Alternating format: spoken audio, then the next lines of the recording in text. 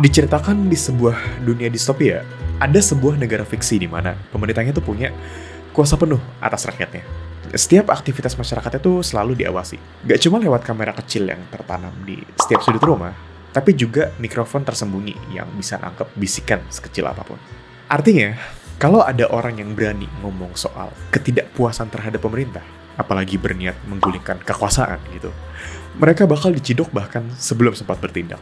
Setelah itu, nasibnya udah bisa ditebak lah ya. Disiksa, dihapus, dan ya dimusnahkan gitu keberadaannya. Seolah mereka tuh nggak pernah ada dari awal. Lalu, diawasi oleh siapa bang? Oleh sebuah entitas atau figur simbolis dari pemerintahan di negara fiksi tersebut, yang biasa disebut Big Brother. Karakter utama kita di cerita ini yaitu Winston Churchill? Bukan. Tapi Winston Smith. Ia merasakan kehampaan dalam hidupnya dan ia mencoba mengubah hidupnya lewat pencarian akan adanya kebebasan dan cinta.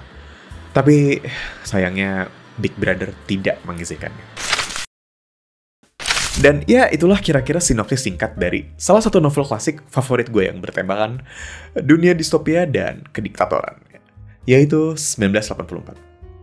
Dan ya emang judulnya 1984. Kalau lo pikir cerita itu cuma fiksi, ya emang fiksi sih. Tapi dari dulu waktu pertama kali gue baca, rasanya tuh lebih kayak peringatan cuy. Peringatan tentang skenario yang bisa aja kejadian di sebuah negara. Karena begitu pemerintah punya kuasa penuh tanpa batas, ya yang selalu jadi korban ya masyarakat itu sendiri sih. Di buku ini, Big Brother tuh bukan sekedar tokoh fiksi. Dia tuh simbol atau representasi dari kekuasaan yang gak bisa lo lawan. Semua aktivitas rakyatnya tuh selalu dicurigai, bahkan pikiran lo aja bisa dianggap kriminal cuy. Mereka nyebutnya di buku ini tuh thought crime. Kebayang nggak? Baru mikir doang aja bisa bikin lo hilang cuy dari peradaban aja. Kedengerannya emang ekstrim banget ya, tapi balik lagi di 1984, upaya Winston buat nyari kebebasan tuh sebenarnya sederhana banget anjir. Dia nggak siapa-siapa, nggak ngelakuin kudeta, apalagi ngajakin perang. Tapi tuh dia cuman ngelakuin hal-hal sederhana gitu, kayak nulis diary hal-hal yang gak dia senangi dari pemerintahan, dan ya cuman jatuh cinta gitu sama seseorang.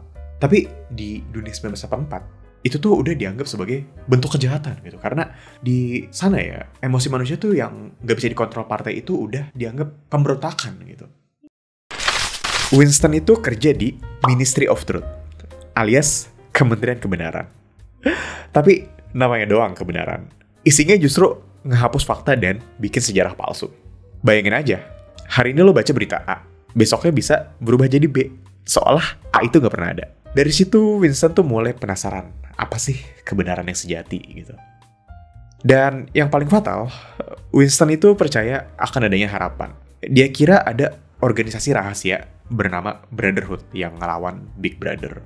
Dia bahkan ketemu O'Brien yang dia percaya bakal jadi sekutu. Tapi ternyata semua itu jebakan.